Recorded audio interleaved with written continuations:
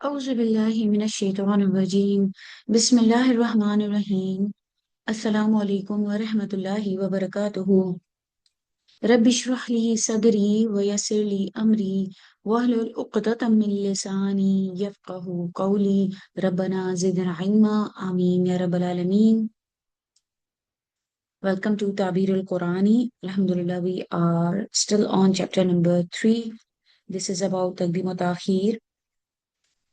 Today, inshallah, we are going to do page number 83. Last time we compared two ayat on page number 82 that were about jihad, fi sabilillah. The two ayat that we compared were Surah Anfal, ayat number 72, and Surah Tawbah, ayat number 20, where we know that in Surah Anfal, the zikr of Mal, Fida, and Ghanima came. So it is going to continue. Min misli qawlihi ta'ala on page number 83. Turiduna arada dunya. Wahwa al-malu allazi fada al-isra. Fadal is asra bihi anfusahum.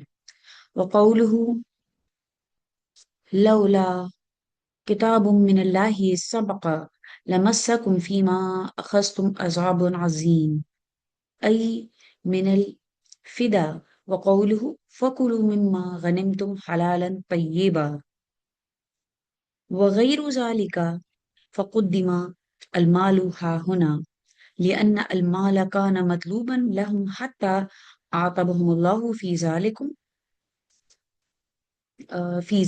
ذلك فطلب أن يبدأوه بالتضحية به.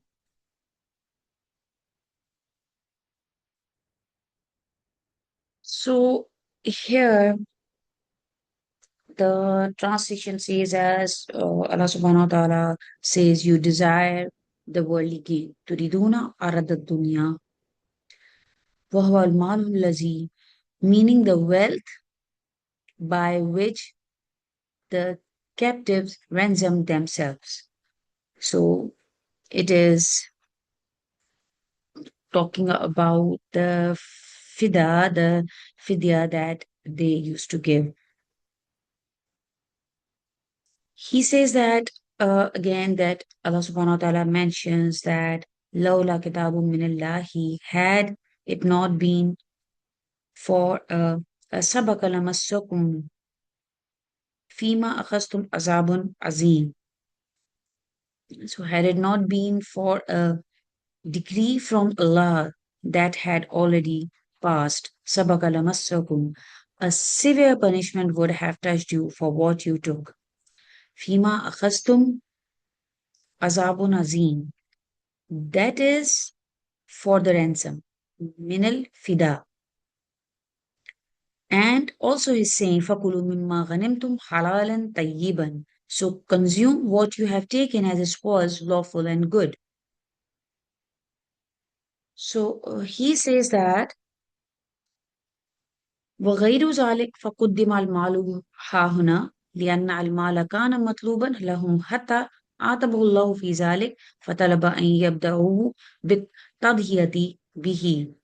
So here in all of this, wealth is mentioned first because it was what they were seeking so strongly that Allah just reproached them for it. Therefore, they were instructed to begin by sacrificing it. بالطبيعة به. Also, وأما في سورة التوبة, because the next ayah was about Surah Tawbah, الذين آمنوا وحاجروا وجاهدوا في سبيل الله بأموالهم وأنفسهم أعظم درجة عند الله وأولئك هم الفائزون.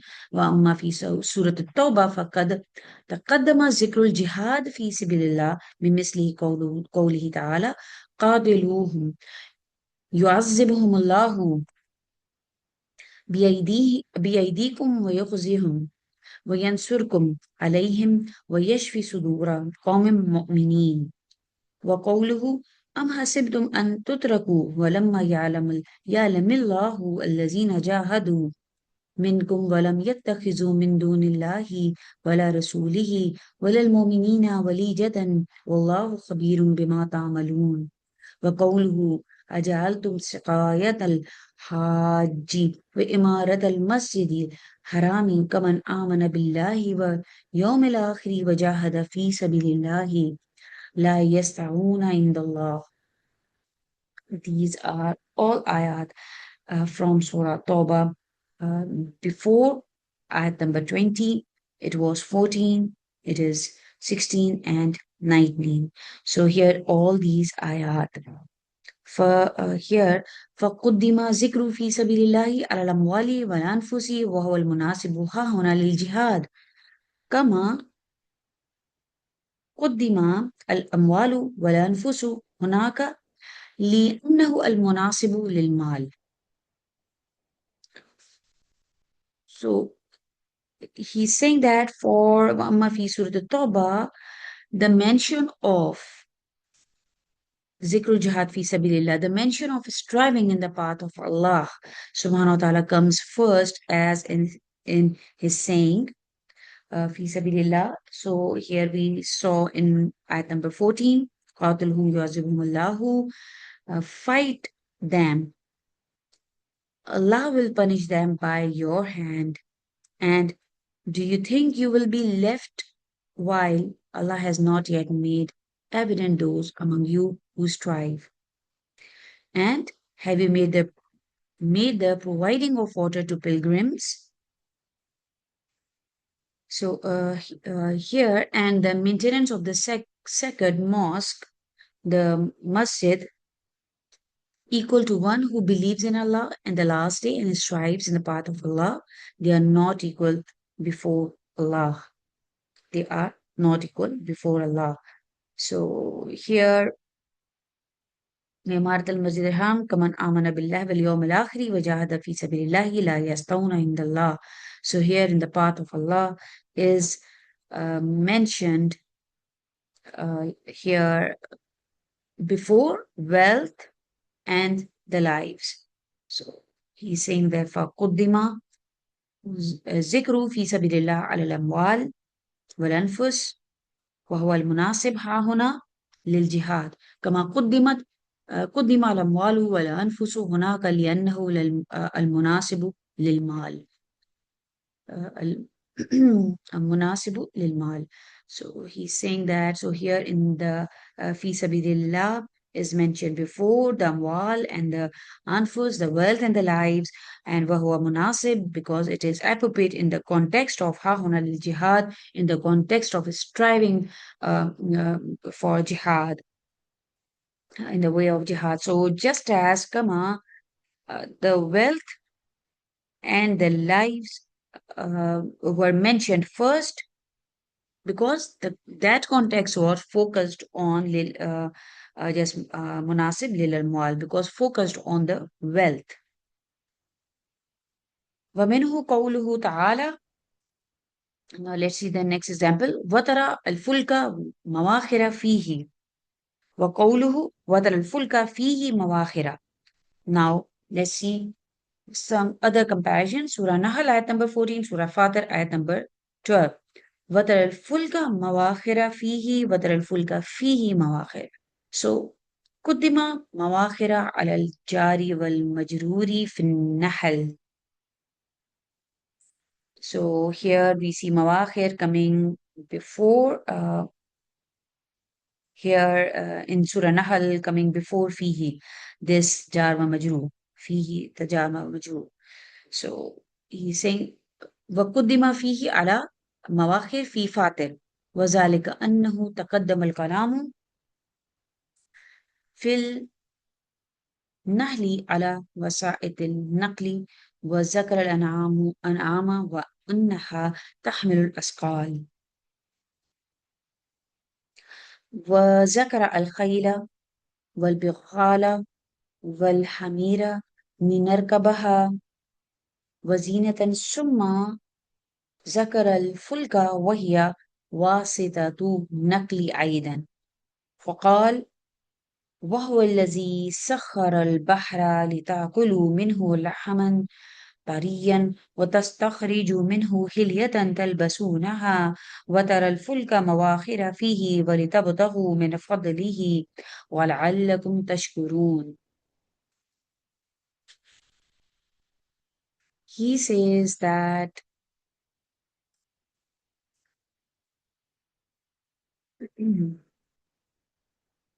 when uh, we were talking about Surah Tawbah, that mentioning of striving in the path of Allah subhanahu wa ta'ala comes first, as in his saying, fight them and Allah is going to punish them by your hands. So all these meanings. So here we see the path of Allah is mentioned before wealth and the lives, and which is appropriate in the context of the jihad. And as for the amwal and anfus, just as the wealth and lives were mentioned first earlier, because that context was focused on the wealth. So now he's talking about the ships. So here he is saying that, and you see the ships flowing through it, Surah Nahl, and it's saying, and you see the ships in it flowing through in Surah Al-Fatir, وَتَرَى الْفُلْكَ فِيهِ مَوَاخِرَ. So in Surah Nahl, we see Mawakhir. The plowing is mentioned before Fihi, while in Surah Al-Fatir, Fihi is mentioned before Mawakhir. This is because in Surah Nahl, the discussion earlier, now he's going to give us all these ayat coming before this ayat number 14. The discussion earlier is about the means of transport, livestock that carry loads, the horses, al-khayl, and the mules, this laham, mm, hamir, and then we have the donkeys and for riding and adornment. So we have azina. Then the ships are mentioned as another means of transport. So it says, here we see وَتَرَى الْفُلْكَ مَوَاخِرَ فِيهِ. So also it says وهو الذي سخر البحر لتأكلوا منه لحما طريا وتستخرجوا منه حلية تلبسونها وترى الفلك مواخر فيه ولتبتغوا من فضله ولعلكم تشكرون. And he is the one who subjected the sea so that you may eat from it the fresh meat, the lahman tariyan, and then we extract from it on ornaments you wear, and you see the ships flowing through it so that you may seek his fadl. وَلِتَبْتَغُوا مِنْ فَضْلِهِ وَلَعَلَّكُمْ تَشْكُرُونَ, and be grateful.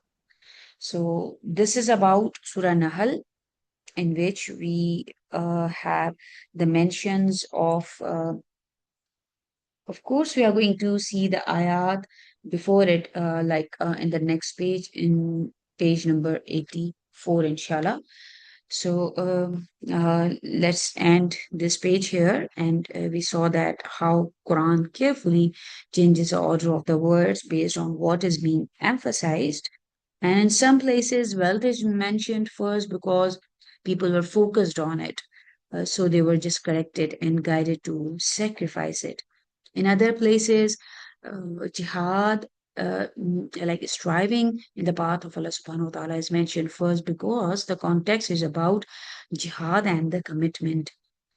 Even in the small details, like these verses in Surah Nahl and Fatir, وَتَرَى الْفُلْكَ مَوَاخِرَ فِيهِ and وَتَرَى الْفُلْكَ فِيهِ مَوَاخِرَ, we see these verses about the ships. The word order changes to match the main topic being just discussed. So, as in this, we saw the transport. So, Alhamdulillah, the order of the words in the Quran is always precise and meaningful, and it just perfectly matches the context and the purpose of the message. Barakallahu li wa lakum. Assalamu alaikum wa rahmatullahi wa barakatuhu.